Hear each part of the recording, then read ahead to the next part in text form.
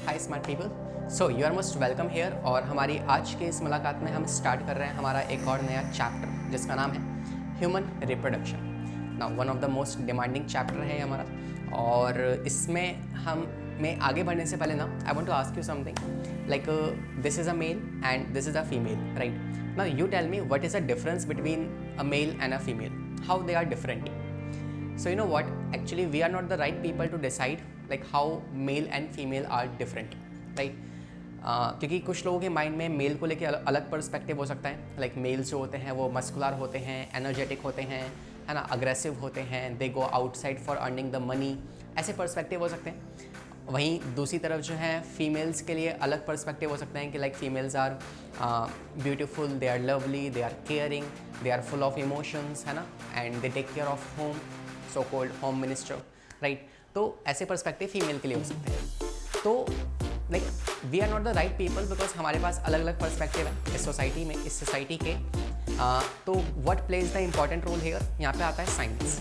Science will tell you that male and female they both are not different. आप इन दोनों को एक ही स्टेज पे लेके चल सकते हो बिकॉज अल्टीमेटली देखा जाए तो इनकी बायोकेमिस्ट्री, मतलब कि जो सेल है वो सेम नंबर ऑफ क्रोमोसोम से बनी है, मेल्स के पास भी फीमेल्स के पास भी। जस्ट अ डिफरेंस इज कि मेल के पास वाई क्रोमोसोम है और फीमेल के पास एक्स क्रोमोसोम है, right? So science tell us कि भाई they both are equally important for the society and this is the truth also, right? So हमें इन दोनों को साथ लेके चलना है हमेशा। एंड इसके अलावा देखा जाए तो यार ये जो मेल और फीमेल जो है इन्हीं से हमारी सोसाइटी आगे चलती है। And there comes the important role of human reproduction also, right? तो रिप्रोडक्शन से आपको पता है कि इनिशियली हम एक सिंगल सेल, एक जाइगोट थे। उस जाइगोट से, इस एक सेल से हमारे अंदर डिवीजन होती गई, हम बने मोडुला, ब्लास्टुला, गैस्टुला, और फिर बाद में एक पूरा एम्ब्रियो बन गया, राइट? उस एम्ब्रियो की डेवलप होने से हम एक चाइल्ड बने, चाइल्ड से फिर हम टीनेजर वाली एज में आए, है ना, where we want to look cool, है ना, हमें ग्लासेस पहन के सेल्फी लेनी है, we want to go outside for a ride, है ना, बाइक चलाएंगे हम। तो टीनेजर वाली एज आती है, उसके बाद फिर हम एडल्ट हो जाते हैं, we go outside and start earning the money. और फिर उसके बाद एल्डर वाली स्टेज आती है, एल्डर के बाद एट द लास्ट चच्चा रेस्ट इन पीस, राइट? सो इस तरीके से हमारी पूरी लाइफ साइकिल जो है कंप्लीट होती है। एंड इसमें सबसे इंपॉर्टेंट रोल जो है वो है ह्यूमन रिप्रोडक्शन का। तो hopefully you are so much excited for this chapter. और ये चैप्टर जो है मार्क्स तो देने वाला ही है, साथ में मस्ती भी है इस चैप्टर के अंदर, तो काफ़ी कुछ हम पढ़ने वाले हैं। तो लेट्स गेट स्टार्टेड।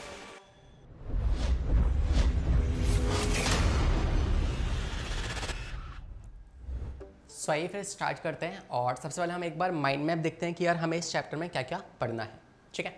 तो ये इस पूरे चैप्टर का माइंड मैप है, बस आप एक बार ध्यान से सुन लीजिए, फिर आप नोट्स को रिवाइज कीजिएगा। और इसके बाद हम देखेंगे कि हमारे आज के लेक्चर में या फिर इस पूरे सिस्टम के अंदर हमें क्या क्या पढ़ना हो, ठीक है? चलिए, तो यहाँ पे अगर आप देखोगे तो यार सबसे पहले आपके सामने है ह्यूमन रिप्रोडक्शन चैप्टर का एक आउटफ्लो कि हमें इसमें क्या क्या कैसे कैसे पढ़ना है। तो सबसे पहले हम जो पढ़ने वाले हैं इस चैप्टर में वो होगा आपका मेल रिप्रोडक्टिव सिस्टम, जहाँ पे अगेन हम डिफरेंट पार्ट्स पढ़ेंगे। फिर हम बात करेंगे फीमेल रिप्रोडक्टिव सिस्टम के बारे में, जहाँ हम अलग अलग डिफरेंट पार्ट्स पढ़ने वाले हैं, ठीक है? अब इसके बाद फीमेल्स में कुछ अलग सिस्टम भी आएंगे बिकॉज ये मैं आपको स्टार्टिंग से बता कर चल रहा हूँ कि जो फीमेल रिप्रोडक्टिव सिस्टम होता है ना वो ज़्यादा कॉम्प्लेक्स होता है एज़ कम्पेयर टू मेल। तो फीमेल रिप्रोडक्टिव सिस्टम में कुछ अलग अलग सिस्टम्स या अलग अलग प्रोसेस भी होंगे, तो उसको भी हम पढ़ेंगे। जैसे कि फॉलिकुलोजेनेसिस हम पढ़ने वाले हैं, मतलब फॉलिकल्स का डेवलपमेंट। हम oogenesis पढ़ने वाले हैं कि इसमें मेल फीमेल गैमेट्स कैसे बनते हैं, उसका प्रोसेस। उसके अलावा हम इसमें एक और एक्स्ट्रा प्रोसेस पढ़ेंगे जिसे आप कहते हो मेंस्ट्रुअल साइकिल, राइट? तो एक फीमेल जो होती है वो अपने पूरे लाइफ साइकिल में अलग अलग फेजेस से गुजरती है। And that is one of the reason that you should always respect your mother, your sister, your love ones, right? तो menstrual cycle is one of the phase, है ना? और इसके अलावा नेक्स्ट है आपके पास हार्मोनल रेगुलेशन, जो हम मेंस्ट्रुअल साइकिल में ही पढ़ लेंगे। तो पहले male system, female system, female के अंदर कुछ एक्स्ट्रा सिस्टम्स जो एक्स्ट्रा प्रोसेस चलते हैं वो पढ़ेंगे। फिर हम आएंगे आपके इन दोनों के मिलने से क्या बनता है आपका फर्टिलाइजेशन। तो सिक्स्थ में हम उस ओवम और इस स्पर्म को आपस में फर्टिलाइज करवाने वाले हैं। After this they will be implantation and then pregnancy हो जाएगी। प्रेगनेंसी या फिर गेस्टेशन में क्या होगा, एम्ब्रियोनिक डेवलपमेंट होने वाली है। तो वो कैसे डेवलप होता है एक एम्ब्रियो, वो हम पढ़ेंगे 9th। और फिर इसके बाद लास्ट 2 स्टेप्स हैं, डेट इज़ पार्चुरेशन, की एक बेबी जो है वो बॉर्न हो जाएगा। बट कहानी यही ख़त्म नहीं होती है, बेबी के बॉर्न होने के बाद भी the female has to take care. तो उस केस में जो फीमेल है वो ब्रेस्ट फीडिंग करती है ताकि उस बेबी को न्यूट्रिशन प्रोवाइड किया जा सके बर्थ के बाद, ठीक है। So these are the processes जो हमें पढ़ने हैं और हर एक टॉपिक की डिटेल हमें पढ़नी है हमारे इस चैप्टर के अंदर। तो फिर आइए स्टार्ट करते हैं और देखते हैं कि आज जो हम स्टार्ट कर रहे हैं उसमें हमारी जर्नी क्या रहने वाली है, ठीक है। तो अल्टीमेटली ये पूरा चैप्टर जो है ये इन टोटल 7 to 8 प्रोसेसेस में कंबाइंड होता है। कौन कौन से प्रोसेस हैं? सबसे पहला प्रोसेस आपके पास आता है गैमीटोजेनेसिस, राइट। सबसे पहले क्या होगा? गैमीट्स की फॉर्मेशन होने वाली है, राइट। क्योंकि अल्टीमेटली गैमीट्स के मिलने से ही एक नया एम्ब्रियो बनेगा। तो पहले first we have to make the gametes. तो पहले स्टेप गैमीटोजेनेसिस, जहाँ पे हम मेल गैमीट्स बनाएंगे और फीमेल गैमीट्स बनाएंगे।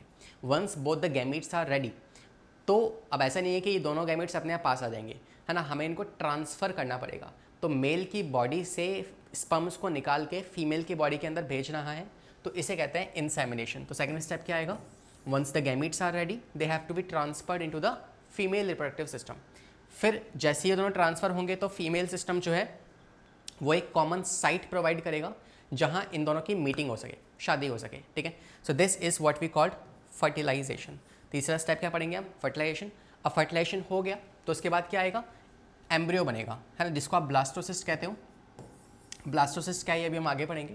तो ब्लास्टोसिस्ट की फॉर्मेशन हो जाएगी।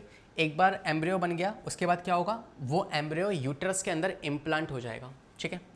तो fifth step will be implantation, जिसे आप कहते हो कि like you know physical appearance दिख जाती है कि when a female is pregnant तो उसका जो यूट्रस है वो काफ़ी एक्सपेंड हो जाता है, इस वजह से वो फिजिकली विजिबल हो जाता है, राइट। तो इम्प्लांटेशन हो जाएगा। फिर सिक्स स्टेप में क्या आएगा? गेस्टेशन पीरियड, जहाँ पे एक एम्ब्रियो जो है वो डेवलप होने वाला है और 9 मंथ्स तक डेवलपमेंट होगी उसकी। और उसके बाद फिर 7th स्टेप में पार्चुरेशन, बेबी बॉर्न हो जाएगा। और लास्ट में लैक्टेशन, जहाँ पे फीमेल का इंपॉर्टेंट रोल होने वाला है, ठीक है। So these are the 8 process जो हमारे इस चैप्टर में कवर किए गए हैं, जो कि सिर्फ 6 से 8 पेजेस का चैप्टर है। मगर आपको बताया कि इस बेबी को बनने में लास्ट तक टोटल 9 मंथ से भी ज़्यादा का समय लगता है, ठीक है। तो वो 9 मंथ की जो जर्नी है एक बेबी के बनने की, वो सिर्फ 5-6 पेजेस में कवर की गई है, मगर हमें उसको डिटेल में समझना है, ठीक है। तो फिर ये स्टार्ट करते हैं। एंड सबसे पहले हम बात करेंगे आपके मेल रिप्रोडक्टिव सिस्टम के बारे में, जो हम आज पढ़ने वाले हैं। और इसमें क्या क्या पढ़ना है एक बार उसको देखते हैं। तो मेल रिप्रोडक्टिव सिस्टम जो है उसमें आपके पास प्राइमरी सेक्स ऑर्गन्स आते हैं और सेकेंडरी सेक्स ऑर्गन्स आते हैं, ठीक है। प्राइमरी सेक्स ऑर्गन को हम एक और नाम देते हैं, हम इसको गोनेट्स के नाम से भी जानते हैं। We also call them gonads. Gonads क्या होते हैं? These are the primary sex organs. और सेकेंडरी क्या होते हैं वो बताता हूँ मैं आपको। प्राइमरी ऑर्गन्स वो हैं जो कि डायरेक्टली इन्वॉल्व होते हैं गैमीट्स की फॉर्मेशन में, बिकॉज अल्टीमेटली मोटिव क्या है हमारा कि हम गैमीट्स बना दें ताकि उनको मिला के उनका फर्टिलाइजेशन हो सके, है ना।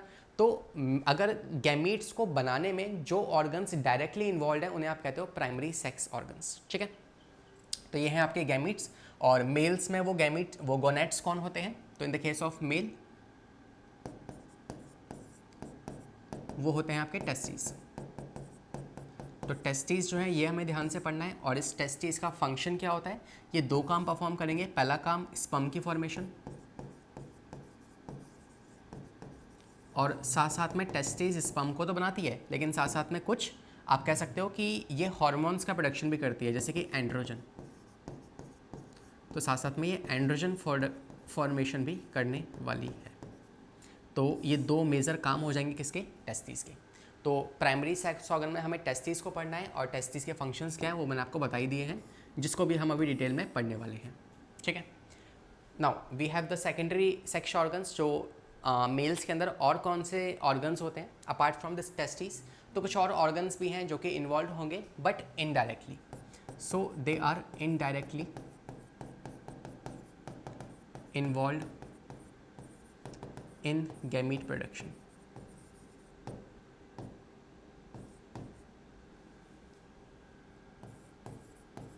तो गैमीट प्रोडक्शन कह लो या फिर ऐसा कह लो कि गैमीट के ट्रांसफॉर्मेशन में ये हेल्प करेंगे।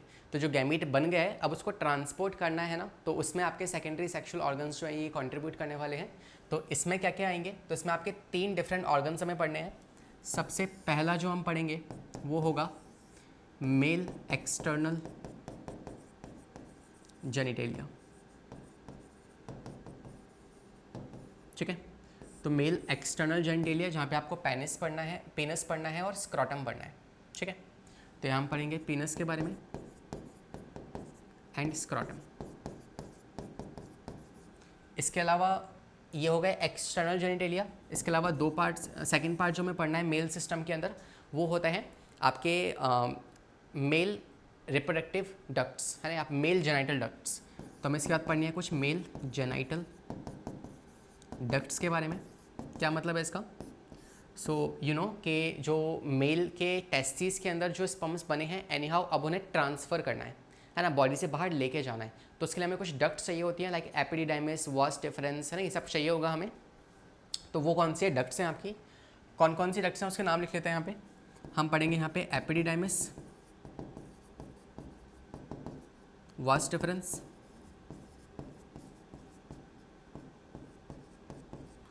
और इजैकुलेटरी डक्ट,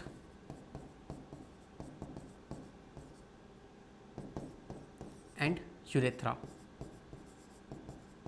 ठीक है, तो ये वाली डक्ट्स हमें पढ़नी है जो कि हैं आपकी mail genital ducts.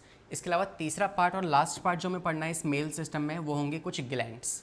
Because ultimately जो स्पर्म्स होते हैं वो सिर्फ स्पर्म बाहर नहीं निकलते, स्पर्म्स अपने कुछ सिक्रीशन, कुछ लिक्विड के साथ बाहर निकलते हैं, है ना, जो लिक्विड उन्हें लुब्रिकेशन प्रोवाइड करता है, न्यूट्रिशन प्रोवाइड करता है, तो उसे मिला के आप कहते हो सीमन। तो सीमन जो बाहर निकल रहा है तो उस सीमन की फॉर्मेशन में कुछ ग्लैंड्स काम करने वाले हैं, तो वो ग्लैंड्स हमें यहाँ पे पढ़ने हैं। तो नेक्स्ट हम कह सकते हैं कि एसेसरी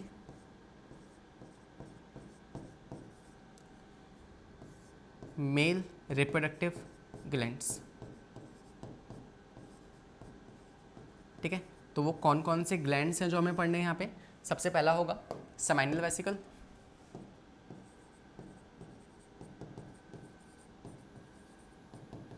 सेमाइनल वेसिकल हमें पढ़ना है। दूसरा हमें पढ़ना है प्रोस्टेट ग्लैंड, और तीसरा हमें पढ़ना है कॉर्पस ग्लैंड।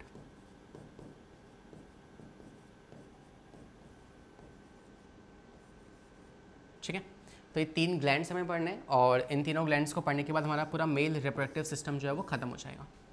डन है। अभी को हम क्या स्टार्ट करेंगे, अभी को हम सिर्फ एक ओवरव्यू लेंगे कि यार मेल्स के अंदर टेस्टिस का स्ट्रक्चर क्या होता है, टेस्टिस में ये एसेसरी डक्ट्स कौन कौन सी होती है, ये सब कुछ हम डिटेल में भी पढ़ने वाले हैं। स्पर्म्स बनते कैसे हैं वो हम पढ़ेंगे नेक्स्ट क्लास के अंदर, और ये ग्लैंड्स कौन से ये हम पढ़ेंगे आपकी नेक्स्ट क्लास के अंदर। ठीक है, तो ये फिर स्टार्ट करते हैं और सबसे पहले हम बात करते हैं किसके बारे में, मेल रिप्रोडक्टिव सिस्टम के बारे में, जो कि कुछ इस तरीके से दिखता है। एंड इसमें कौन कौन से पार्ट्स हैं एक बार हल्का फुल्का समझ लेते हैं, बिकॉज ऐसे कुछ एनसीईआरटी में डायग्राम दिया हुआ है, तो उस डायग्राम की लेबलिंग आपको आनी चाहिए। Once we are done with this diagram फिर हम स्टार्ट कर देंगे आपके टेस्टिस के बारे में कि टेस्टिस क्या होती हैं। ठीक है, तो देखिए लेबल अगर हम इसको करते हैं तो this is what the Oval shape structure that you can see. ये ओवल शेप स्ट्रक्चर जो है इसे आप कहते हो टेस्टिस। कितनी है, पेयर्ड है, मतलब एक इस तरफ एक उस तरफ होती है ना। इसके अलावा ये जो आप ट्यूब देख पा रहे हैं, this tube is very important, जिसे आप कहते हो वास डिफरेंस, बिकॉज यही वो ट्यूब है जो कि स्पर्म्स को एनी हाउ टेस्टिस से ट्रांसपोर्ट करने वाली है इनटू द पेनिस, और फिर वहाँ से उसको इजैकुलेट किया जाएगा। तो इसके अलावा यहाँ बीच में कुछ ग्लैंड्स भी हैं, जैसे ये एक ग्लैंड नंबर 1 है, ये ग्लैंड नंबर 2 है, यहाँ पे एक और ग्लैंड आती है जिसे आप कहते हो सेमाइनल वेसिकल। ठीक है, ये ग्लैंड नंबर 3 है। तो ये 3 ग्लैंड्स यहाँ पे आती है। अभी सिर्फ मैं आपको ओवरव्यू दे रहा हूँ। ठीक है, और ये कॉपुलेटरी स्ट्रक्चर जिसे आप पेनिस कहते हो, and this is what you can say, this is epididymis. तो ये बस एक ओवरव्यू है हल्का सा, है ना, कि ये 3 ग्लैंड्स हो गई, ये डक्ट हो गई, और ये epididymis and this is testis. ठीक है, तो ये बेसिक सा आइडिया आप ले लो। अब इसके बाद आगे बढ़ते हैं and let's talk about testis की टेस्टिस क्या होती है। डन है, देखें आगे। चलो देखो टेस्टिस क्या है। टेस्टिस को डिफाइन करने के लिए ना मैं 2-3 वर्ड्स का इस्तेमाल करता हूँ। वो 2-3 वर्ड्स कौन से, पहला टेस्टिस जो है वो ओवल शेप है, दूसरा टेस्टिस जो है वो पिंकिश कलर की होती है, और तीसरा ये एब्डोमेन के बाहर पाई जाती है। तो मोस्ट ऑफ द मैमल्स जो हैं उनमें टेस्टिस जो होगी वो एब्डोमेन के बाहर पाई जाएगी, लेकिन कुछ मैमल्स स्टिल हमारे पास है जिनके अंदर टेस्टिस बॉडी के अंदर पाई जाती है। ठीक है, तो इन बातों को लिखते हुए चलते हैं। सबसे पहली बात, टेस्टिस कैसी है, ओवल शेप है, they are oval shape, pinkish color और extra abdominal, मतलब ये बॉडी से बाहर हैंग हो रखी होती है into a pouch like structure called as scrotum. तो ये इनसाइड स्क्रोटम पाई जाएंगी। Got it. तो पहली बात तो पेयर्ड स्ट्रक्चर है, इनसाइड स्क्रोटम पाई जाती है। डायमेंशन आप देख सकते हैं 5 × 2.5 सेंटीमीटर, तो लेंथ और ब्रेड्थ जो है इसकी ये डायमेंशन दी हुई है। इसके अलावा टेस्टिस जो हैं they are form in the abdominal cavity and descend into the scrotum through inguinal canal during 7 week of pregnancy. क्या कह रहा है ये आपसे? ये आपसे ऐसा कह रहा है कि देखो आपको पता है जनरली मेल्स में जो टेस्टिस होती हैं वो बॉडी के बाहर होती हैं, लेकिन क्या शुरुआत से ही वो बॉडी के बाहर ही बनी है? तो आंसर है नो। टेस्टिस जो है ना वो बनती बॉडी के अंदर है, ठीक है। अगर मैं आपको नेक्स्ट डायग्राम दिखाऊं तो you will guess it carefully. आप देखोगे तो यार टेस्टिस जो है ना वो बन तो बॉडी के अंदर रही है, लेकिन जब प्रेगनेंसी के 7th वीक आता है ना, 7 वीक का मतलब कितना है? अप्रॉक्सीमेटली आप कह सकते हो 2 महीने के आसपास। तो 2 महीने के आसपास क्या होता है, ये टेस्टिस जो है ना ये डिसेंड कर जाती है। कहाँ से? एब्डोमेन से स्क्रोटम के अंदर। तो इस तरीके से टेस्टिस जो है वो डिसेंड करके नीचे आ जाती है during the 7 week of pregnancy. तो अगर कोई आपसे पूछता है कि बॉस बताओ टेस्टिस जो होती हैं वो बॉडी के अंदर बनती है या बॉडी के बाहर बनती है, तो बॉडी के अंदर बनती है, लेकिन वो 7th वीक तक बॉडी से बाहर आ जाती हैं एक ट्यूब के थ्रू, ठीक है। And that name of the tube is, वो कौन सी ट्यूब है जिसके थ्रू ये डिसेंड होती है? That is called as inguinal canal. तो इंग्विनल कैनाल के थ्रू वो डिसेंड हो जाती है इनटू द स्क्रोटम, जो पाउच लाइक स्ट्रक्चर है, ठीक है। ओके, अगर कोई पूछे आपसे बताओ टेस्टिस बॉडी के अंदर होती हैं कि बाहर होती हैं, तो प्रेजेंट बॉडी के बाहर होती हैं। वो डिसेंड कर गई हैं बॉडी के अंदर से बॉडी के बाहर की तरफ, ठीक है। अब ये होता क्यों है? तो एम्ब्रियोनिक लाइफ में क्या होता है कि एक बेबी के अंदर ना टेस्टोस्टेरोन नाम का हार्मोन बनता है, जिस हार्मोन के इन्फ्लुएंस में टेस्टिस जो होती हैं वो बॉडी के अंदर से एब्डोमेन रीजन से स्क्रोटम के अंदर मूव कर जाती हैं। तो ये सब क्यों हो रहा है? अंडर द इन्फ्लुएंस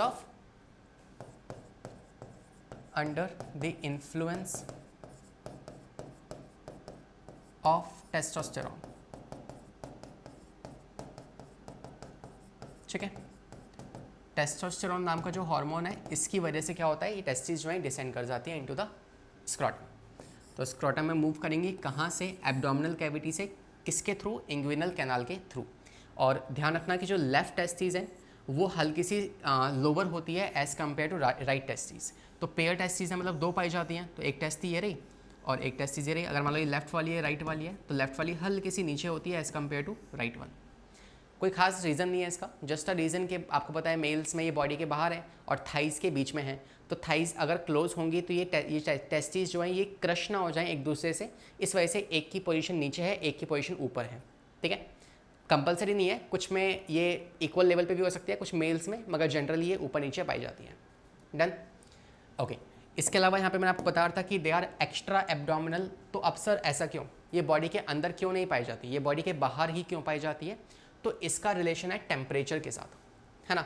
इसका रिलेशन है टेम्परेचर के साथ। So I can write here कि why they are present in the scrotum, because for sperm formation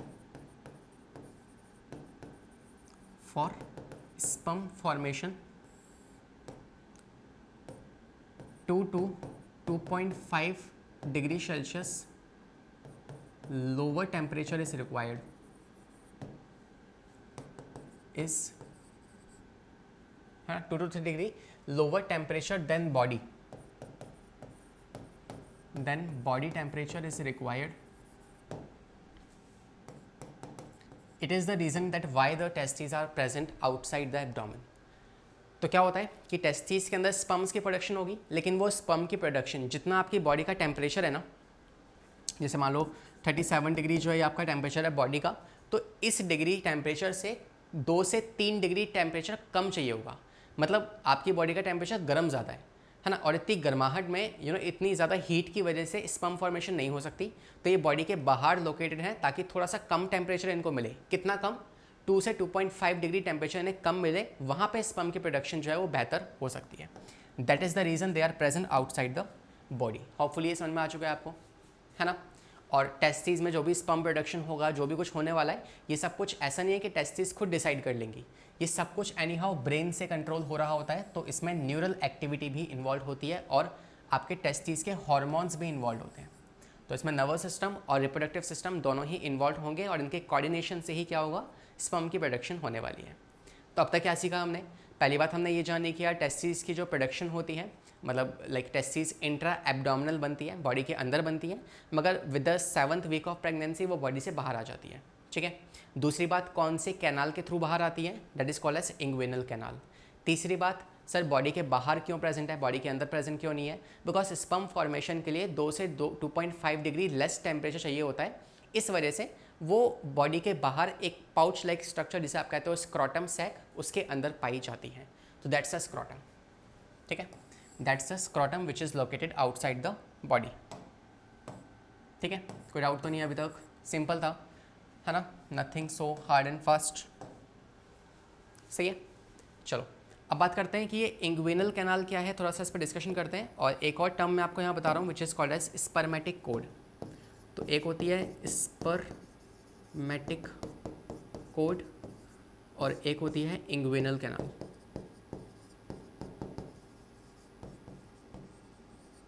ठीक है, स्पर्मेटिक कोड क्या होती है कि जैसे मान लो, पहले इंग्विनल कैनाल समझो। इंग्विनल कैनाल क्या होती है, जैसे ये है आपका, यू कैन से ये एब्डोमेन है, एब्डोमेन रीजन। इस एब्डोमेन रीजन में से इस पेल्विक रीजन में टेस्टिस को आना है, तो इनको कनेक्ट करने वाली ना एक क्या होगी, इनको कनेक्ट करने वाली एक ट्यूब होगी जिसके थ्रू ये टेस्टिस जो है डिसेंड करेंगी, and this tube is called as inguinal canal. इस ट्यूब को आप इंग्विनल कैनाल के नाम से जानते हो। होपफुली आगे क्लियर आपको। तो क्या है inguinal canal, it connect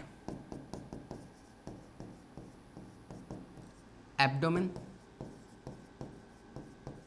with scrotal sac.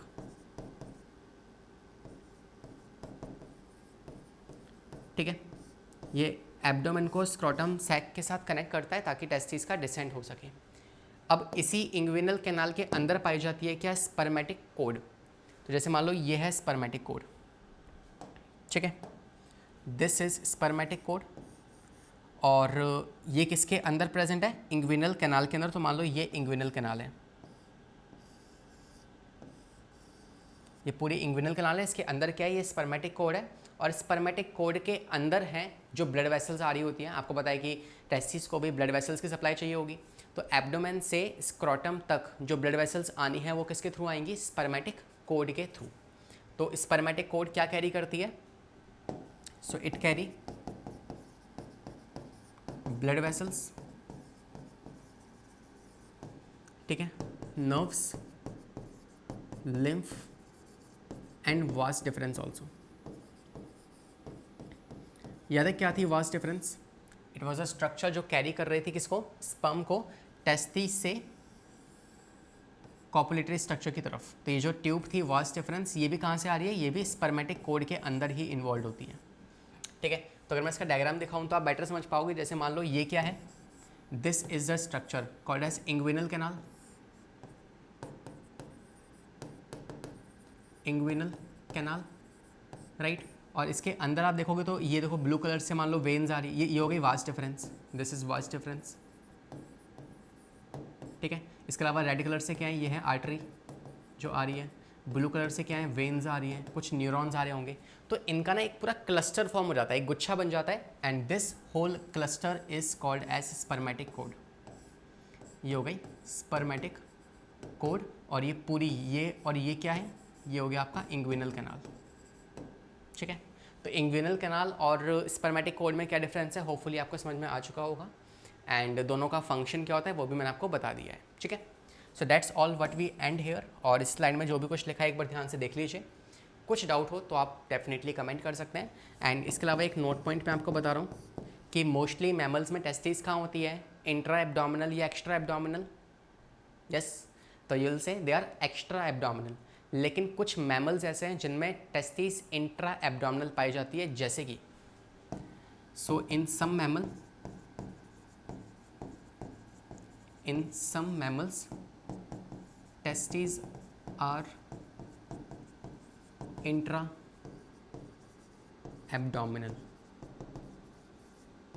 Testis कैसी है, इंट्रा एब्डोमिनल है, किसके अंदर, फॉर एग्जाम्पल आपको पता है एलिफेंट्स एक मैमल है ना, एलिफेंट हो गया, या फिर आप कह सकते हो वेल, ब्लू वेल, वेल्स भी क्या होती है, मैमल्स होती हैं। तो इन दोनों के अंदर जो टेस्टिस होती हैं वो कैसी होती है, इंट्रा एब्डोमिनल, मतलब एब्डोमेन के अंदर पाई जाएगी टेस्टिस। ठीक है, बाकी सब में क्या होता है, एक्स्ट्रा एब्डोमिनल। तो ऐसा कुछ मेंशन नहीं है एनसीईआरटी में, मगर like you can remember it as a note point, क्योंकि एक बार बहुत पहले से सवाल आ चुका है तो मैंने यहाँ पे मेंशन कर दिया, जस्ट अ फैक्ट।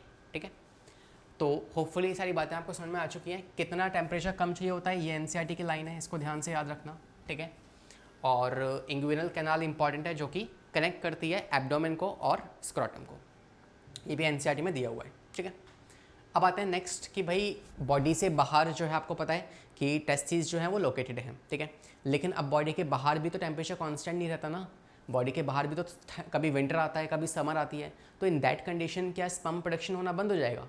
ऐसा नहीं है। इन दैट केस ऑल्सो हमारी टेस्टिस को जो स्क्रॉटम है ना, उसको कुछ मसल्स प्रोवाइड की गई हैं। जैसे कि मान लो ये है टेस्टिस, ये स्क्रॉटम है, और स्क्रॉटम के अंदर क्या है, अंदर रखी हुई है टेस्टिस, यहाँ रखी है टेस्टिस, एंड ये हो गया स्क्रॉटम। इसके अलावा अगर हम बात करें तो स्क्रॉटम के पास ना कुछ मसल्स होंगी, जैसे एक मसल मैं ये बना रहा हूँ, एक मसल मैंने ये बना दी, इसके अलावा एक मसल मैं इसके अंदर बना देता हूँ, तो ये दो मसल्स मैंने यहाँ बना दिया। एक मसल को मैं नाम दे रहा हूँ, ये होती है डार्टोज मसल, और एक मसल होती है अंदर की तरफ जिसे आप कहते हो क्रीमास्टर मसल्स, क्रीमास्टर मसल्स। ठीक है, क्या करती है ये? तो ये ना विंटर वाले सीजन में, जैसे मान लो आपको पता है कि जो टेस्टिस हैं उन्हें चाहिए कम temperature for the production of sperm, लेकिन आपको पता है कि अब बॉडी के बाहर जो है ठंड चल रही है, तो ठंड में क्या है, बॉडी के बाहर बहुत ज़्यादा ठंड है, तो टेस्टिस बोलेंगे यार इतना ठंड भी नहीं चाहिए मेरे को, मतलब इतनी ठंडी तुमने दे दी है तो मैं कैसे बनाऊँ स्पर्म की प्रोडक्शन। तो इतने ठंडे एरिया में भी वो स्पर्म की प्रोडक्शन नहीं कर सकती, इसीलिए टेस्टिस क्या करती हैं, वो एब्डोमेन के पास आ जाती हैं। तो विंटर वाले सीजन में टेस्टिस जो होती हैं वो एब्डोमेन के पास चिपक जाती है, और समर वाले सीजन में जो टेस्टिस हैं वो बॉडी से दूर लटकी हुई होती है। तो समर में वो हैंग करती हैं, और विंटर में वो क्लोज आ जाती हैं एब्डोमेन रीजन के, ताकि वो बॉडी की हीट ले सकें, क्योंकि बाहर तो बहुत ठंड है, तो बॉडी की हीट लेने के लिए वो टेस्टिस जो है वो एब्डोमेन के पास आ जाती है, एंड दिस इज़ हाउ वो स्पर्म प्रोडक्शन कर सकती है उस टाइम पे भी। ठीक है, तो इसमें कौन सी मसल्स यूज़ होती हैं? एक है डार्टोज मसल, एक है क्रीमास्टर मसल्स। तो इनके बारे में कुछ पॉइंट्स लिख रहा हूँ, इसको ध्यान से देखिएगा।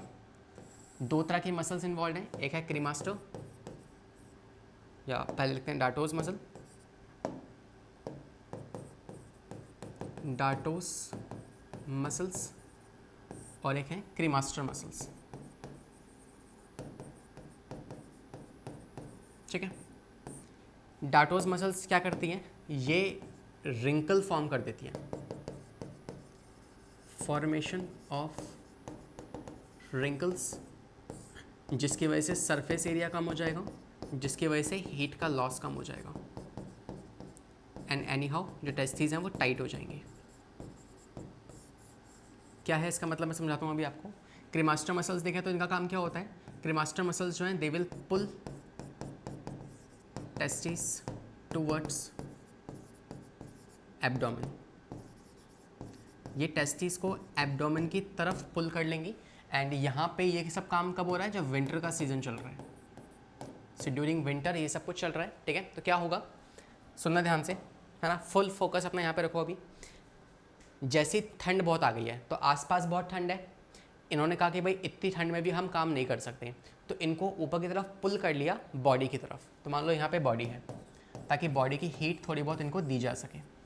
तो इसमें क्या किया, सबसे पहले जो अंदर वाली क्रीमास्टर मसल्स थे इन्होंने इसको ऊपर की तरफ पुल कर लिया, और साथ ही साथ दूसरी जो डार्टोज मसल थी इन्होंने क्या किया, इन्होंने स्क्रॉटम के अंदर ना ऐसे रिंकल्स फॉर्म कर दिए। तो रिंकल फॉर्मेशन से क्या हुआ, सरफेस एरिया कम हो गया। अब सरफेस एरिया कम है तो ये जो टेस्टिस ऊपर पुल हुई थी, ये थोड़ी बहुत हीट बॉडी से ले रही थी, वो हीट जो है वो इस स्क्रॉटम से बाहर ना निकल जाए, इसीलिए डार्टोज मसल ने रिंकल्स फॉर्म कर लिए, और रिंकल से सरफेस एरिया कम हो गया। तो जहाँ पे सरफेस एरिया कम होता है वहाँ से हीट लॉस भी कम होता है, तो हीट लॉस कम होने की वजह से टेस्टिस जो है वो अब उनके पास जितना टेम्परेचर चाहिए था उतना टेम्परेचर उनको मिल चुका है। ठीक है, और इस टेम्परेचर में वो अपना काम कर सकती हैं, और इसका रीज़न क्या है, मतलब वो टाइट हो चुकी हैं इस टाइम पे। ठीक है, तो विंटर के समय में ऐसा होता है, समर के समय में उल्टा हो जाएगा कि टेस्टिस जो है ये लूज़ हो जाएंगे, क्रीमास्टर मसल इसको लूज़ कर देंगी, तो ये बॉडी से दूर जा चुकी है, बिकॉज समर में बॉडी का टेम्परेचर बहुत ज़्यादा हो रखा है, तो इतनी गर्मी भी नहीं चाहिए इनको, तो ये बॉडी से लूज़ हो जाती हैं, दूर भाग जाती है और डार्टोज मसल जो है ये रिंकल्स नहीं बनाती है, तो इस तरीके से ईजिली हीट का लॉस हो जाता है और फिर इनको थोड़ी सी ठंडक मिल जाती है। ठीक है, so that is how the functioning of the maintenance of temperature आपको इस समझ में आ गया होगा। इसके अलावा यहाँ पे एक स्ट्रक्चर और पाया जाता है जिसे आप कहते हो गोबर्निकुलम। ठीक है, ये जो स्ट्रक्चर है ना, जो किसको, स्क्रॉटम को और टेस्टिस, भाई ऐसा तो नहीं कि ये टेस्टिस हवा में लटकी हुई हैं, ये अटैच हो रखी है ना स्क्रॉटम के साथ, पाउच के साथ। तो ये जो स्ट्रक्चर है, ये जो टिश्यू है जो इन्हें आपस में ज्वाइन करता है स्क्रॉटम को और टेस्टिस को, उसे कहते हैं गोबर्निकुलम। उसे कहते हैं गोबर्निकुलम। ठीक है, होपफुली आपको क्लियर हो चुका है। इसके अलावा हम आते हैं नेक्स्ट पॉइंट पे, that is functions of testis. Testis के फंक्शंस क्या होते हैं ये पढ़ लेते हैं यहाँ पे। तो दो फंक्शंस हैं, मैंने आपको स्टार्टिंग में बताए थे, पहला स्पर्म को बनाना और दूसरा एंड्रोजन की फॉर्मेशन करना, जो कि एक टेस्टिस का हार्मोन होता है। तो पहला फंक्शन क्या है, स्पर्म प्रोडक्शन, जो हम सीखेंगे डिटेल में, जिसका प्रोसेस का नाम क्या होता है, स्पर्मेटोजेनेसिस, ये हम देखेंगे आगे। इसके अलावा एक फंक्शन और है इसका, that is formation of male sex hormone. And क्या नाम है उस मेल सेक्स हार्मोन का, that is called as androgen.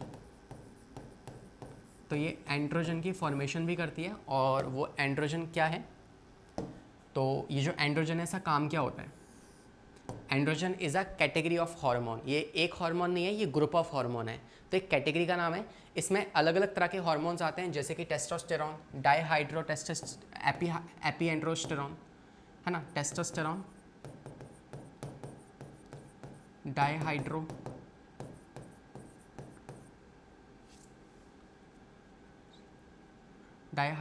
AP एंडोस्टेरॉन। तो ऐसे कुछ हार्मोन्स जो है इस कैटेगरी में आते हैं। हमें कौन सा पढ़ना है, टेस्टोस्टेरॉन पढ़ना है।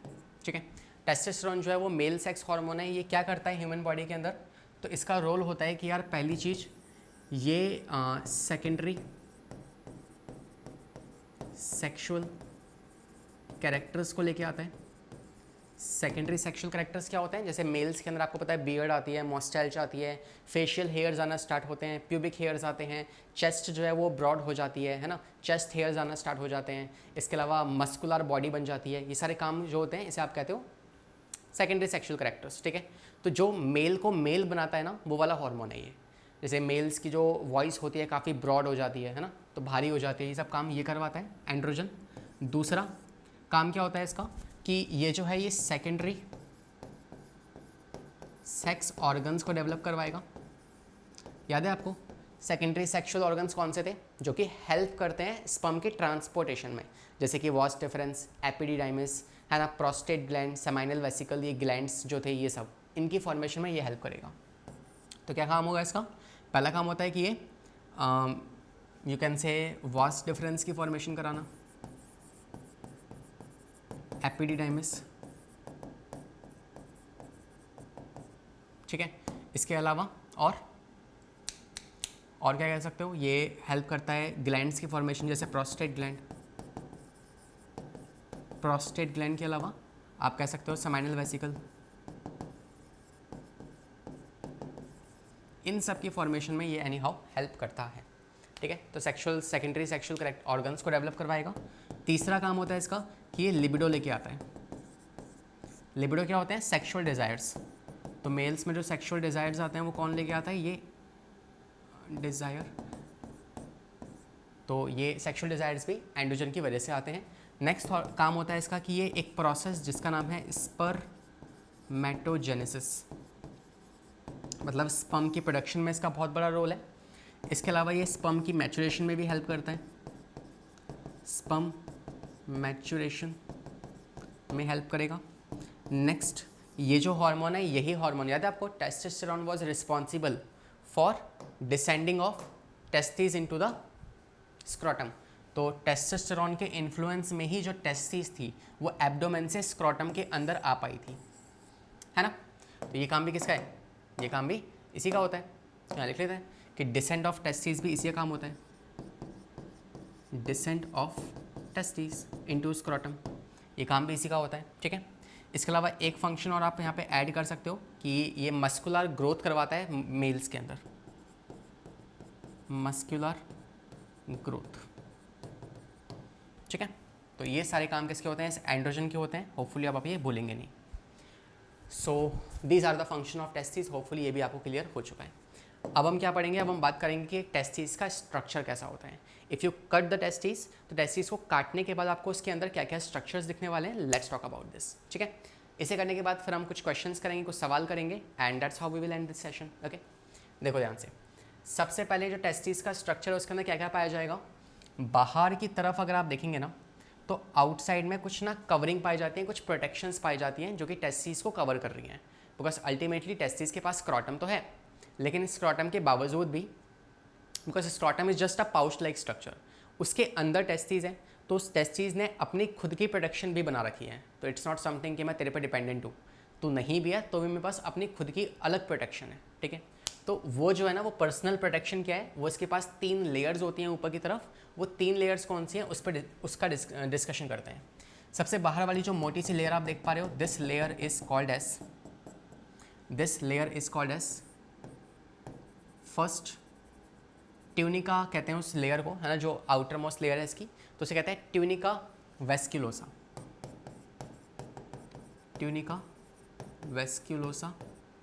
Tunica vaginalis, not vasculosa. Outermost is tunica vaginalis, जो कि एक पेरिटोनियम लेयर है। ठीक है, इट्स अ पेरिटोनियम लेयर। तो ये 2 तरह की होगी, एक होगी आउटर, एक होगी इनर। एक होती है आउटर, एक होती है इनर। आउटर जो है उसे आप कहते हो पैराइटल। आउटर को आप कहते हो पैराइटल,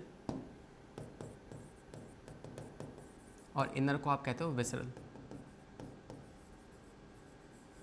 ठीक है, आउटर पैराइटल, इनर विसरल। तो ये जो बाहर वाली आपको दिखती है, दिस इज पैराइटल, अंदर वाली जो है ये विसरल है, अंदर वाली विसरल। ठीक है, पहली लेयर आई समझ में, जो सबसे आउटर मोस्ट लेयर है किसकी, इस पूरी टेस्टिस की, इसे कहते हैं ट्यूनिका वेजाइनलिस, पहली लेयर। इसके बाद सेकंड लेयर जो आएगी इसकी, वो मैं यहाँ पे ग्रीन कलर से बना रहा हूँ, आप ध्यान से देखना। ये लेयर है, ये वाली जो लेयर है ग्रीन कलर से जो मैंने यहाँ पे ड्रॉ करी है, this layer is just below the tunica vaginalis, जो इसके जस्ट नीचे पाई जाएगी, and this layer is called as tunica albuginea. ठीक है, ट्यूनिका एल्बुजिनिया एक ऐसी है, इसका नेचर जो है ये वाइट फाइब्रस टिश्यू से बनी होती है, वाइट फाइब्रस टिश्यू से बनी होगी, और it is also protective in nature. बीच वाली लेयर है ये। ठीक है, इसके अलावा तीसरी लेयर जो होगी सबसे अंदर की तरफ, जो कि आप यहाँ से ये वाला देख पा रहे हैं रेड कलर से, जो थोड़ी सी अंदर भी जा रही है, ये जो लेयर है, this layer is called as, जो पूरे को कवर करेगी इस तरीके से टेस्टिस को। दिस लेयर जो तीसरी मैंने बनाई है, इसको मैं किसी और कलर से दिखा देता हूँ, let us take this colour. तो ये जो तीसरी लेयर है, this is called as tunica vasculosa, और नाम से आपको समझ में आ रहा है कि इसमें बहुत सारे क्या होंगे, ब्लड वेसल्स पाए जाएंगे, तो इट इज़ वेस्क्यूलर, ये वेस्कुलर होती है। तो ये 3 लेयर्स मिलके जो है टेस्टिस को प्रोटेक्शन प्रोवाइड करती हैं। सबसे ऊपर वाली ट्यूनिका वेजाइनलिस, बीच वाली एल्बुजिनिया, अंदर वाली वेस्क्यूलोसा। डन है, क्लियर? ओके, पहला पार्ट आ गया समझ में। अब आते हैं दूसरे पार्ट में कि हमें इसके अंदर और क्या मिलेगा। तो अगर आप इसके अंदर आप डाइव करोगे ना, तो सबसे पहला स्ट्रक्चर जो सबसे ज़्यादा इंपॉर्टेंट है, and that is going to be जहाँ पे स्पर्म्स बनने वाले हैं, बिकॉज यही तो काम है टेस्टिस का। तो कहाँ स्पर्म बनेंगे, इस स्ट्रक्चर के अंदर। ये जो स्ट्रक्चर है, इसके अंदर जो है स्पर्म की प्रोडक्शन होगी, इस पर्टिकुलर स्ट्रक्चर के अंदर। और ये जो स्ट्रक्चर है, इसे आप कहते हो क्या, टेस्टिकुलर लोब्यूल। क्या कहते हैं इसको, we call it testicular lobule, इस वाले पार्ट को। ठीक है, so this each part is called as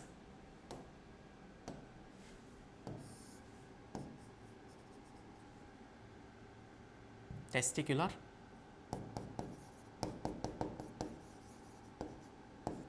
lobule.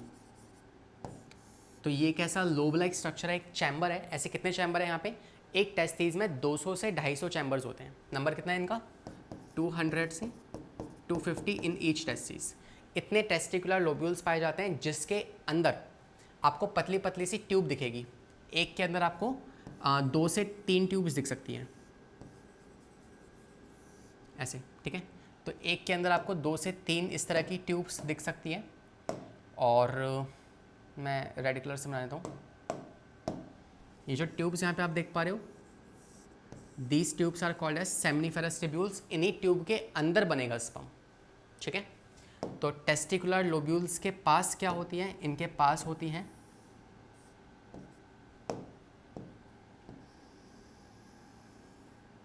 जो पतली पतली सी ट्यूब्स है ना,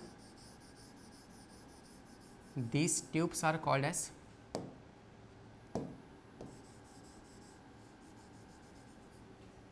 सेमनीफेरस ट्यूब्यूल्स।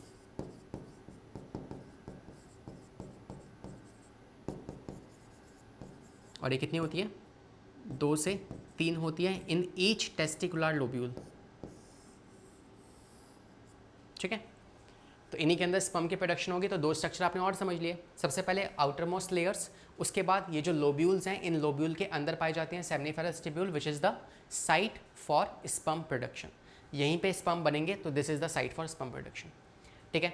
अब इस चैम्बर से आप जैसे ही बाहर निकलोगे, ठीक है, तो इस चैम्बर से बाहर निकल के आपको पतली पतली सी ट्यूब दिखेंगी और वो पतली पतली सी ट्यूब मिल के बना देंगे एक पूरा नेटवर्क। ये हो गया पूरा नेटवर्क।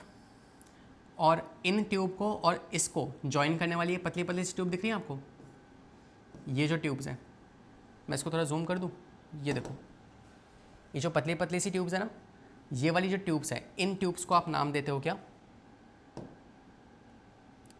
इन पतली पतली सी ट्यूब्स को आप नाम देते हो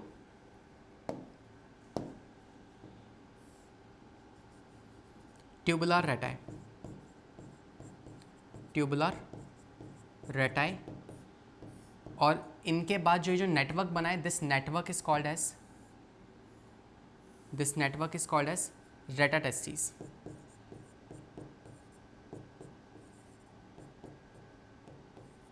ठीक है।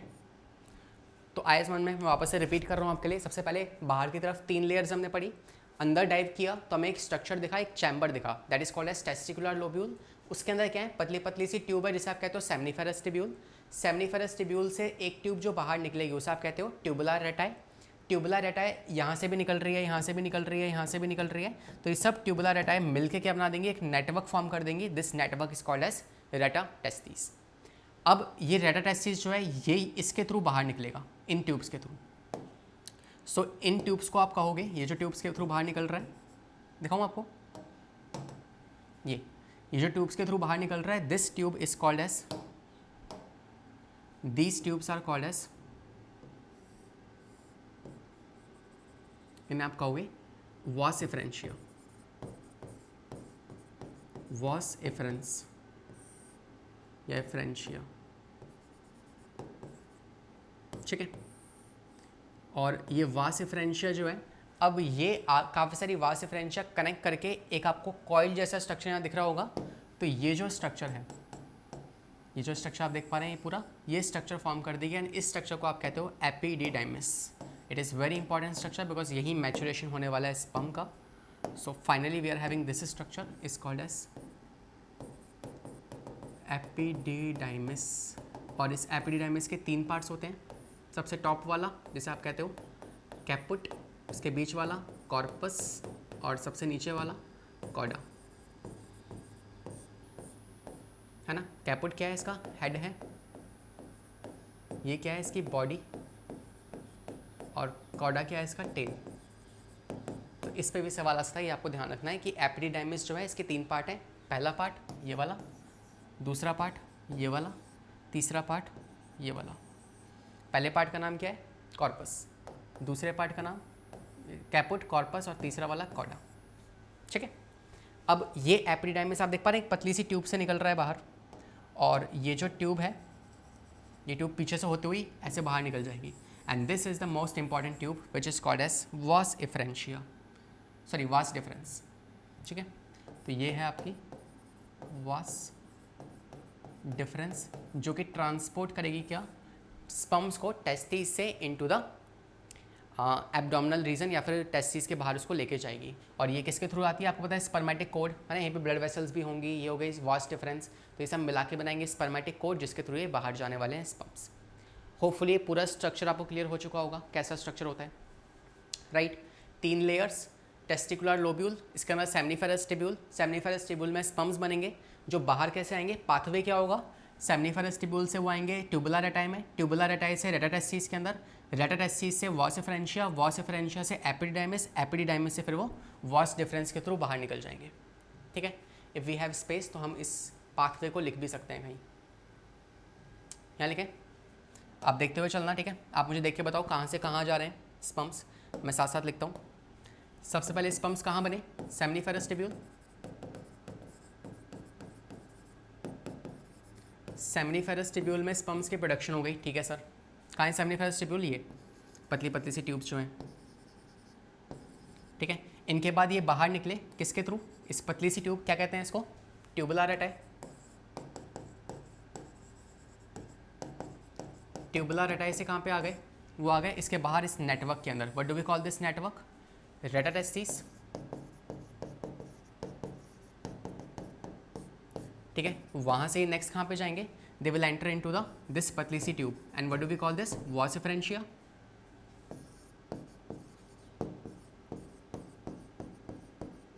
वॉस डिफरेंशिया, वॉस डिफरेंशिया से कहाँ पे जाएंगे, इस वाले स्ट्रक्चर में जिसे आप कहते हो एपिडिडाइमिस।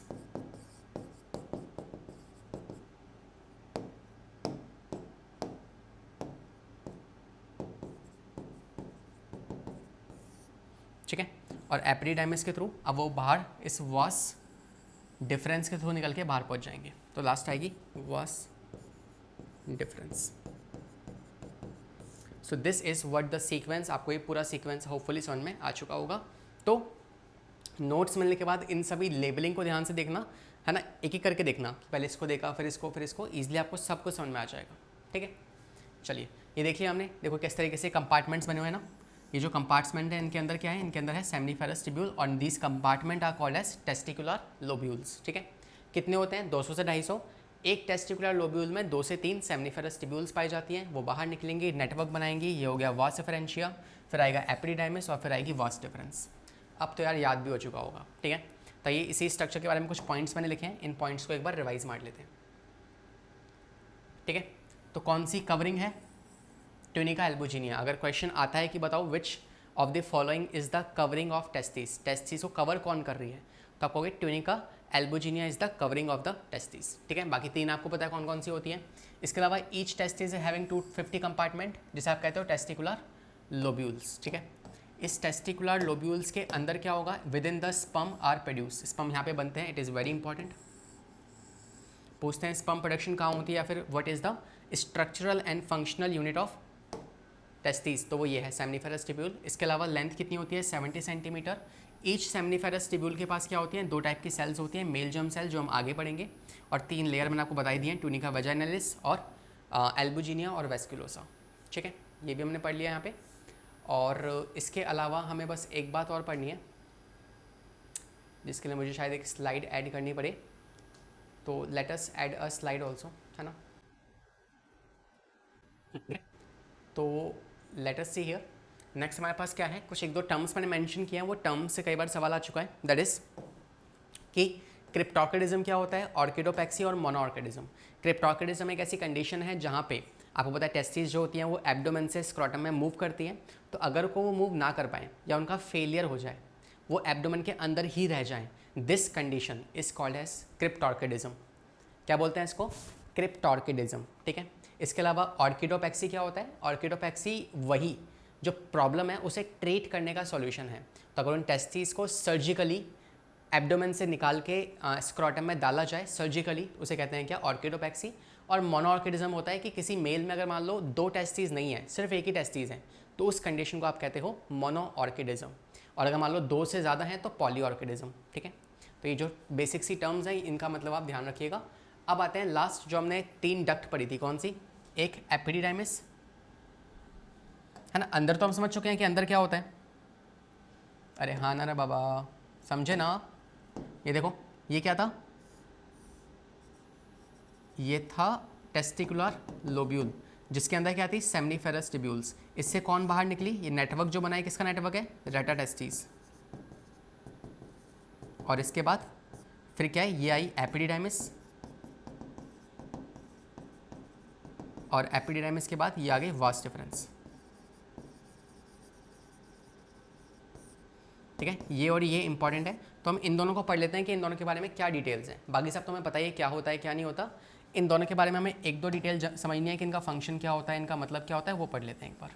ठीक है, देखो तो लास्ट टॉपिक है ना, कीप योर सेल्फ हाइड्रेटेड।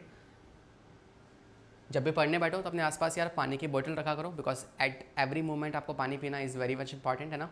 क्योंकि आपकी बॉडी में अगर पानी कॉन्टीन्यूसली जाता रहेगा तो सर्कुलेशन बनी रहती है, और सर्कुलेशन से क्या होता है, नींद वगैरह, है ना, लेट के पढ़ना, पैर ऊपर जा रहे हैं तो हमारे, तो ऐसी कंडीशंस नहीं होती हैं। ठीक है, तो B hydrated hair.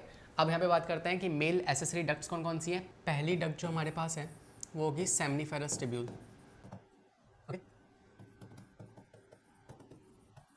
Seminiferous tubule क्या थी, this is the functional and structural unit of testis, because यही वो जगह है जहाँ पे स्पर्म की प्रोडक्शन होने वाली है, राइट। तो हम क्या लिखेंगे, वी विल से कि it is the site of sperm production, जो हम जानते हैं। इसके अलावा हम कह सकते हैं कि it is the structural and functional unit of testis. ठीक है, second sperm site of sperm production,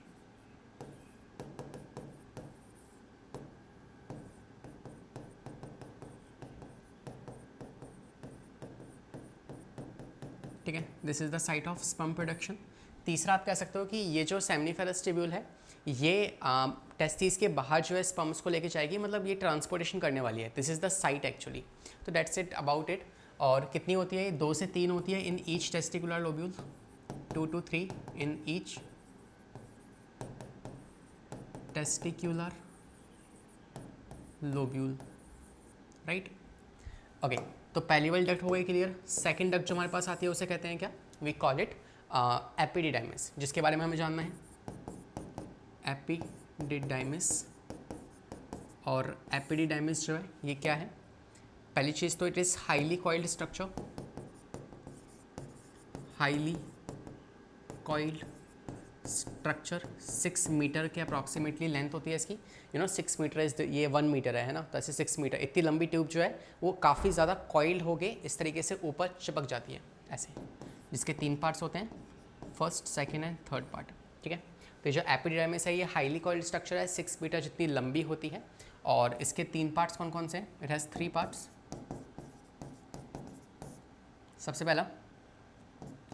सबसे टॉप मोस्ट जो है जिसे हेड कहते हैं, and this head is called as caput. Second corpus जो कि बॉडी है, and third is tail which is cauda. ठीक है, अगर मैं बात करूं कि इसका फंक्शन क्या होता है, मतलब एपिडिडाइमिस जो है इसका फंक्शन क्या है बॉडी के अंदर, तो इसके 3-4 फंक्शन है। पहला, ये स्पर्म के मैचुरेशन में रोल प्ले करेगी। दूसरा, स्पर्म को मोटिलिटी प्रोवाइड करेगी। और तीसरा आप कह सकते हो कि जो स्पर्म है ना, आप उसकी डेवलपमेंट में ही मदद करने वाली है, तो इसके मेन काम है। तो पहला, storage and maturation of sperm. पहला क्या हो गया आप, storage and maturation of sperm, ये हो गया इसका पहला काम। दूसरा, it is also called as recycling centre of sperm. यहीं पे जो स्पर्म्स है ना वो रिसाइकिल होंगे। मान लो कोई स्पर्म अगर वो ख़राब था, उसकी मोटिलिटी ठीक नहीं है या उसके अंदर कोई प्रॉब्लम है, तो उस प्रॉब्लम को भी ठीक कहाँ किया जाएगा, इस वाले पर्टिकुलर पार्ट में। तो एपिडिडाइमिस में स्पर्म्स की रिसाइकलिंग हो जाएगी, जो ख़राब है उसको वापस से पीछे भेज के रीयूज़ किया जाएगा। ठीक है, so this is the second function, storage, maturation, recycling centre आप इसे कहते हो।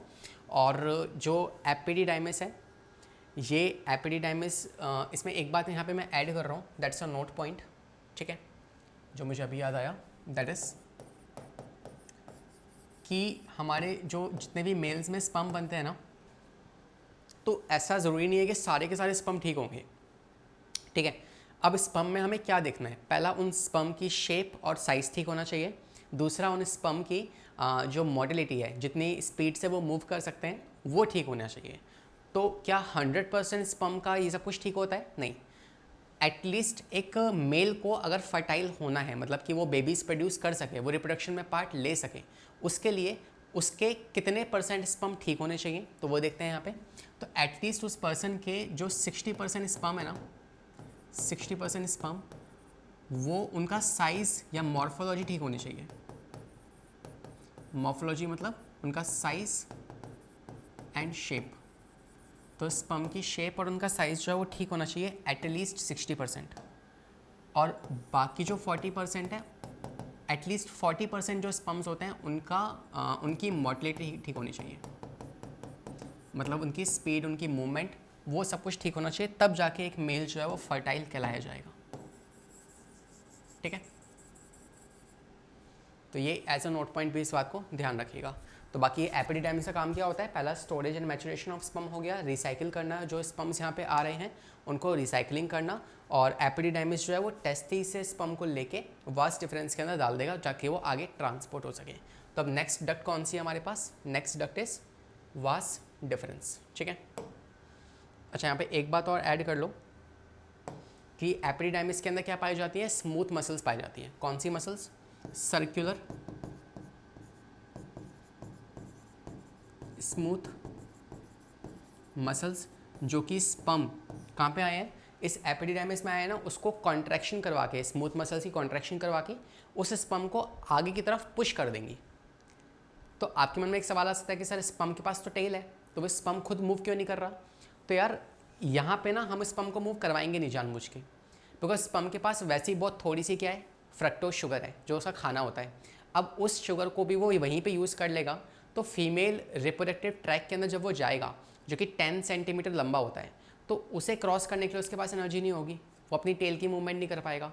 तो यहाँ पे मेल का जितना भी रिप्रोडक्टिव सिस्टम है, उस पूरे सिस्टम में स्पर्म अपनी टेल की मूवमेंट नहीं करता, वो खुद से मूव नहीं करता। हमारी बॉडी के पार्ट्स ही उसको कॉन्ट्रैक्शन करवा के मूव करवाते हैं, पुश करते हैं। ठीक है, ताकि उसकी एनर्जी सेव हो सके आगे के लिए। तो यहाँ पे सर्कुलर स्मूथ मसल्स होती हैं एपिडिडाइमिस के अंदर, जो कि स्पर्म की मूवमेंट करवाएंगी। इसके अलावा स्पर्म के अंदर पाए जाते हैं स्यूडो स्ट्रैटिफाइड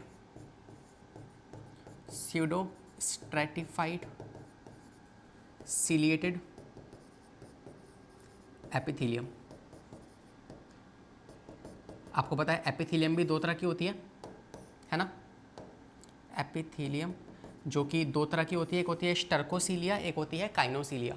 यहाँ कौन सी पाई जाती है, यहाँ पाई जाती है स्टर्कोसीलिया।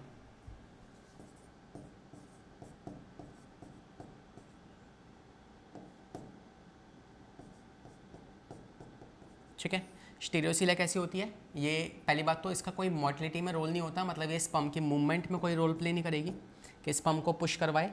ये जो सीलिया है ना, तो दीज आर नॉन मोटाइल, ये कोई मूवमेंट में रोल प्ले नहीं करेगी। तो सर किस में मदद करेगी, ये एब्जॉर्प्शन में मदद करती है। और काइनोसीलिया इसके ऑपोजिट होती है, जो कि मोटिलिटी में मूव करती है लेकिन एब्जॉर्प्शन में कोई रोल नहीं होता। तो यहाँ पे जो बेकार स्पर्म्स होंगे उनके एब्जॉर्प्शन में कौन हेल्प करेगा, ये स्पर्म, ये वाली सीलिया हेल्प करने वाली है, जो कहाँ पाई जाती है, एपिडिडाइमिस के अंदर। ठीक है, इसके अलावा नेक्स्ट क्या आपके पास, वास डिफरेंस, ये लिख लेते हैं, आगे हमारे पास जगह नहीं है, we are lack of space. तो तीसरा we can say vas deferens, और वास डिफरेंस क्या है, तो आप कहोगे वास डिफरेंस जो है, it is again a narrow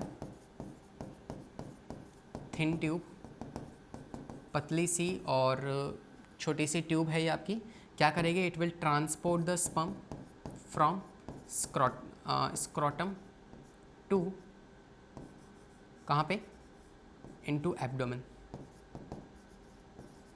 तो स्क्रॉटम से एब्डोमेन तक स्पर्म का ट्रांसपोर्टेशन कौन करती है, ये वास डिफरेंस करती है।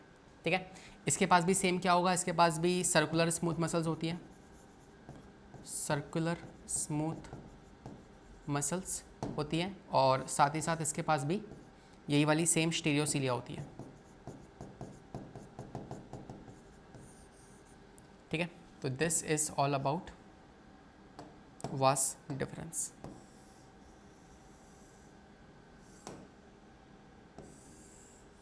ये इसके बारे में यहाँ मैंने अलग से लिख दिया है, ठीक है। तो यहाँ पे मैंने तीनों डिटेल्स पढ़ लिया है किसके बारे में, सेमनीफेरस टिब्यूल क्या होती है, एपिडिडाइमिस क्या है और वास डिफरेंस क्या है, तीनों हम पढ़ चुके हैं।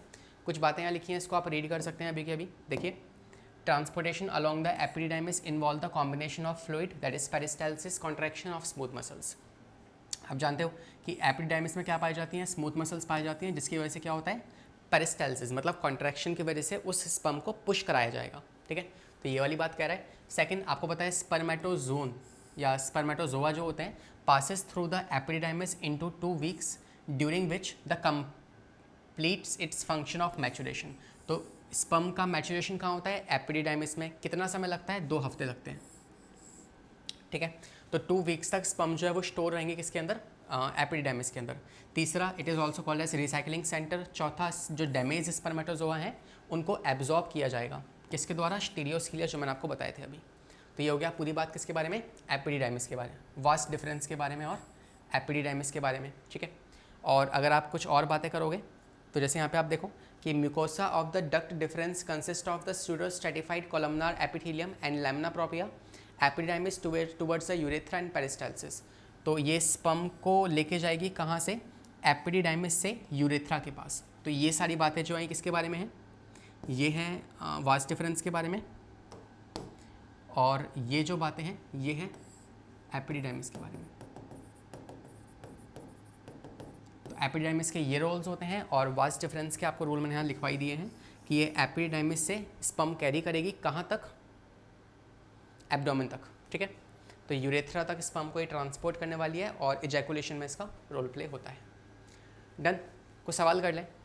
तो अब तक के सेशन में हमने जो भी कुछ सीखा है ना, इट माइट बी कि आपको यार इसमें से बहुत कुछ आता था, मगर क्योंकि ये बेसिक लेक्चर्स, मतलब ये डिटेल लेक्चर्स आपके बन रहे हैं, तो मैंने सब कुछ यहाँ पे कवर कर दिया है। So what you can do, आप नोट्स को एक बार लेके फटाफट से रिवाइज मार सकते हो जो आपको बातें पता हैं, ठीक है। और इसके बाद हम सीधा सवाल कर सकते हैं। तो लेट्स टेस्ट योर नॉलेज कि भाई हमें कितना आता है कितना नहीं आता। तो ये सवाल चेक करते हैं। सबसे पहला सवाल हमारे पास जो है वो कह रहा है कि वास इफरेंशिया जो है, वास इफरेंशिया आर द डक्टल्स या डक्ट ट्यूब्यूल्स लीडिंग फ्रॉम। तो वास इफरेंशिया कहाँ से निकलती है, तो स्ट्रक्चर याद है आपको, पहले आप खुद से ट्राई कीजिए क्वेश्चन को। होपफुली आपने ट्राई किया होगा। ये थी टेस्टिस, टेस्टिस के अंदर क्या थे, ये लोब्यूल्स थे, जिसके अंदर थी सेमनीफेरस टिब्यूल, है ना। सेमनीफेरस टिब्यूल से क्या निकलती है, ट्यूबुलर रेटाई, जो क्या बनाती है, नेटवर्क बनाती है। फिर इस नेटवर्क से निकलती है हमारी कौन, वास इफरेंशिया। तो यहाँ से निकलेगी वास इफरेंशिया, राइट। ये हो गई वास इफरेंशिया, और फिर वास इफरेंशिया क्या बनाएगी आगे जाके, एपिडिडाइमिस। अब है ये बनाएगी epididymis, which is a highly coiled structure, फिर बनेगी वास डिफरेंस, ठीक है। तो ये जो नेटवर्क लाइक स्ट्रक्चर है रेटाटेस्टिस, वहाँ से निकलती है क्या, वास इफरेंशिया। तो रेटाटेस्टिस से निकलती है, कहाँ तक जाती है, एपिडिडाइमिस तक जाती है। तो आप कह सकते हो कहाँ से कहाँ तक, वास डिफरेंस से एपिडिडाइमिस तक तो नहीं जाएगी, एपिडिडाइमिस से यूरेथ्रा तक भी नहीं जाएगी, टेस्टिकुलर लोब्यूल से रेटाटेस्टिस तक भी नहीं जाएगी। तो बी ही होगा भाई इसका आंसर, ठीक है। मोस्ट प्रेफर्ड आंसर जो है अकॉर्डिंगली यहाँ पे वो क्या है, B. Next question, care the shared terminal duct of the reproductive and urinary system in the human males. सोचो, इट्स अ गुड क्वेश्चन, है ना, जो शायद हमने अभी तक डिस्कस तो नहीं किया है, मगर अगर आपको आता हो तो यू कैन ट्राई इट।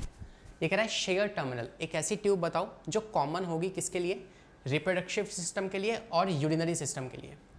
तो ये जो आपने स्टार्टिंग में एक स्ट्रक्चर देखा था ना मेल रिप्रोडक्टिव सिस्टम का, इसके अंदर ना ये जो ट्यूब है,